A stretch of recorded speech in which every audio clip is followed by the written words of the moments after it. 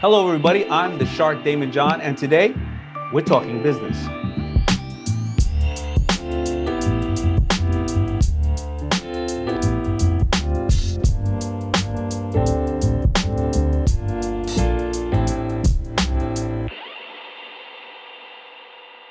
Welcome.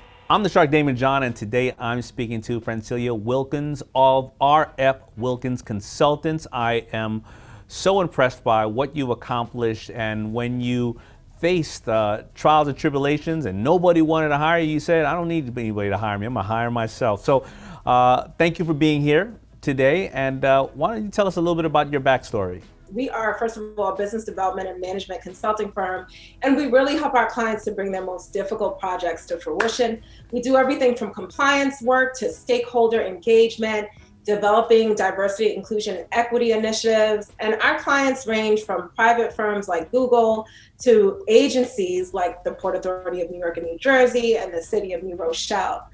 And the company really started when I was really young. I had finished in 2011 my MBA at St. John's University, and I came out equipped, and I expected to work with any Fortune 100 firm out there because I'm like, I got my degrees, I got this degree and that degree. And I kind of felt like Kanye West in College Dropout because I couldn't get a job anywhere. I couldn't in 2011 pay anyone to hire me. So I decided to literally look at what I was good at. And I was always good at project management. And I started saying, I am an independent business development consultant. And I would go around and tell everyone that. Had no idea what it meant. Until one day, a friend of mine came and his father was creating an organization for physically disabled ex-offenders. And he was like, aren't you an independent business development consultant? And I was like, yeah, duh, of course I am. And so he asked me to come on board and help them develop this organization. And so from there, I got my second client. They recommended me to a nonprofit in New York called Urban Strategies. I won a $10 million contract for that nonprofit. And from there, it became a word of mouth story. We worked with clients to help them access government contracts. And then from there, we started doing a lot of project management work, and then compliance and oversight work. Today, we have raised close to $900 million for a plethora of projects, everything from after-school programs to transitional housing and homeless shelters to affordable housing developments. What was the first company that you worked for or worked with? How did you charge them? I wish I came out with like all of this confidence. And I think, and I want to say, and I think this might be an issue even more so for African-American women, it's this always, you have to show how good you are. And my first client was a pro bono client. That second client, I was charging them $30 an hour to write grants and proposals. Imagine if somebody pays you $500 in total for all the work it takes to win them $10 million and build something up. So I was not charging how I was supposed to be charging.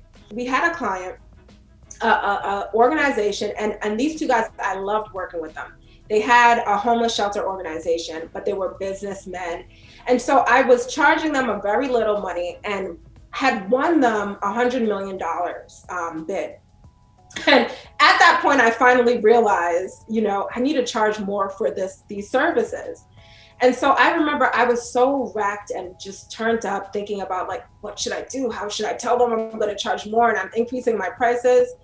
And I went to the gentleman, his name was Peter. He was an older guy. He was one of these, he'll tell you whatever. He didn't care. He was direct, which I love direct people.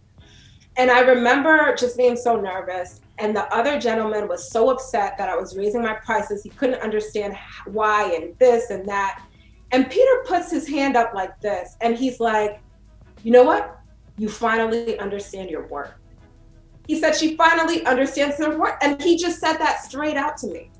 And from then on, I think I have been so mindful of that. So mindful of the importance of understanding your worth and the value that you bring to clients. It took me raising millions and hundreds of millions for clients to finally have the nerve to understand my worth. And I think the thing that allowed that to happen is because I had this idea that I wanted to build a company that was beyond me, that would be a place where people who look like me could work in a space where they felt valued. And I knew I couldn't do that unless I could hire those people. And if you all know about hiring people, you can't hire people unless you can pay them a salary that consistently pays out every 1 week or 2 weeks. And so when I got to that point where I realized my value, I understood the value of the work that I was doing and the value that I wanted to bring to my community and my why for my work. And that got me to charging properly. But before then, it was a mess. You took a lot of chances. You were willing to sit there and grind and do the work and say, if I don't deliver, then don't pay me. No problem. And then you started to say, and you grew the business. So now we're talking about you're working with government, you're working with Google, you're working with so many different people. But I want you to talk like every other entrepreneur in the world. What is keeping you up at night, and what are the things and the challenges you have right now? What is on my mind today does have to do with the hurdles and issues, and really how, as a business, to continue to survive, not only survive, but thrive in a period like now, a recessionary period or a pandemic period, a period when the market is shifting, your staff and the staff's needs are shifting, and everything looks so different. How can we thrive as businesses, access contracts, build and expand and grow through the period? This is what is on my mind. There are only two things you're ever going to be in control of in your entire life. It's going to be how you perceive something and how you respond, the actions you take. How are you going to set that goal, and what is the course you're going to take to accomplish that goal? And again, of course, you have to take inventory on what you have. How many people do you have on hand? How much cash do you have on hand? How many contracts do you have out there? What's your 80-20 when it comes to contracts? What's your specialty? And more than ever before, who's in your Rolodex? You know, when you call that Rolodex, you don't just call and say, I'm doing this, I'm doing that. Sometimes you call that Rolodex and say, what are you doing? What are you up to lately? And sometimes once you tell them what you're doing, they'll go, I didn't know you were doing that. Wait a minute, I need you. Understand your goal and understand your why, and understand the vehicle that is your inventory that's going to get you there. Cash on hand, knowledge, resources, Rolodex, and all those things. But that's a very personal decision that you have to make. Right. You know, you're hitting everything on the head. So now I've built a team, and I continue to build a team. But now, especially a period like now during COVID, where everyone's home and everyone's in their fields, you know, about so many different life changes that are happening, I feel like I spend so much time being a shrink, you know? And I feel like, you know, now, and we have a very intentional just work culture where it's like, this is a space where you can come and you can be and you can speak and talk and communicate your feelings. Like, this is the culture that I've always said I've wanted to build. And now we have this. And now I'm like, oh, we need to streamline the HR processes. Like, this is the thing right now that we're hiring and looking and figuring out, because I'm like, it's so difficult, you know, to run the business and do what you have to do as CEO, which is really make sure the company is being profitable and make sure you can pay your people. No, and I'm saying that you are vocalizing right now the 80-20, right? If you notice that you are spending a lot of time on the care for your people and they are your biggest investment, and rightfully so, you also are an expert in certain things in certain areas. There's also experts who understand how to communicate with people, and they have gone to school to study it. So you probably need to have somebody who could be virtual, of course, who is a trained expert in this, who can take some of that off of your table, so then your people feel good. They feel like you've invested in them. And remember, you know, I know how it is, whether it's clients or whether it's staff, everybody wants you. But when you are transparent with them and you say, hey, I want to accomplish this for you, and what do you want to accomplish? Well, here's the best way that you accomplish this, because I need to do this, and I want this person to talk to you about this in this area. If you happen to have a challenge, I'm always here for you. But I need you to trust me on this so that we can accomplish something bigger together. And people will always respect that.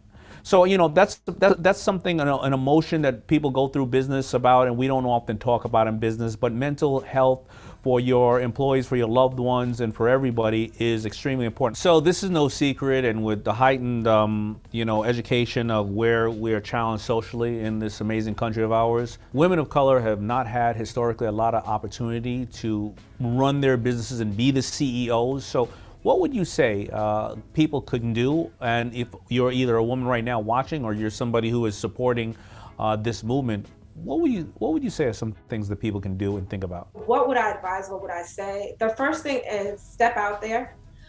Step out there, build your team to do work comprehensively. I think now there's a lot of banks like Chase that are coming up with different capital initiatives to help support the work that you're doing. So tap into them. Diversify the market. I think the government space is a really good space for minority firms to play in, whether it's on the city level or state or federal level. There's the 8A certification on the federal level, and many cities have MWBE certifications. I think at minimum, start playing, go after larger contracts, and then diversify your work and diversify your clientele. So for us, we work government, private, and nonprofit. We have a very diverse clientele, and in lulls in the market, we're able to say, okay, private is doing really well now, government is doing really well now. Let's kind of switch how we're targeting. I think the final thing I would say for women and minorities, specifically women businesses, is don't put it all on yourself. The most drain I've had has been in the times where I felt like I had to do everything in my company by myself. But the most growth I've had was in those times where I said, let me figure out how I can pull the resources that I need to diversify my workload, to decrease my workload, and to kind of expand the amount of people, human capital I have supporting the work that I'm doing. Finally, learn, research, always be a student of your work. I don't care how good you get or how much time passes by, markets change, and it's our job to be on top of the markets, because that can help us diversify the work that we have and the contracts and the work that we're doing. So those would be my recommendations. Well said, thank you. But I want to also ask you, because again, hiring experts or working with experts, strategic partners, to help you in your end goal so you can do what you do best. What exactly is your relationship, and how do you, with Chase, and how do you use them and their products effectively? What have you found the value in them? So in 2019, I think it was, Chase early 2020, Chase provided us with our first line of credit, and they were the first bank to do so. I struggled, I'm not going to call out any banks, but there was a bank that I banked with for years. They saw how much money was coming into our bank account. They owned every single account that I have as a business. And right now, my accounts are very diversified over the different institutions. And they never would give us even like a $50,000 line, not even a loan, a line. And so Chase was the first bank to really invest in us. And that came at the most critical period, because truthfully, that investment came right before the whole COVID period hit. And I can't tell you how much, when our contracts stalled, some of them stalled, especially the things in the government space, the government contracts, the airport contracts, a lot of our construction work stalled. We had that line to fall back on, and it didn't last forever. But if we didn't have that cushion, we would have tapped out our reserves so quickly. So that's number one. The second way in which we have a relationship has been through just all the various programs that they have for minority businesses.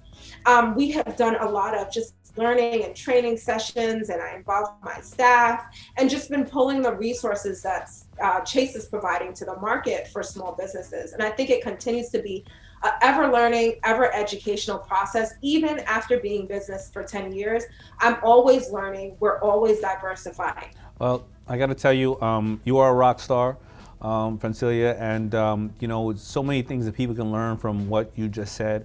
I love the fact that you used what I call the power of broke in the early days for about 6 years or 7 years, and it created a discipline. And once you had that discipline, you found a great financial institution that believes in you, not only in your business, believes in you and as a person and a community, and believes in us. Brought you to my attention and brought you as a rock star to everybody else's attention. So if they couldn't think they could do it before, they can find that inspiration in you. And I appreciate you for taking the time with me. Thank you so much. Thank you for all the amazing work that you do. You are excellent, and you are definitely inspiration to everyone in the markets.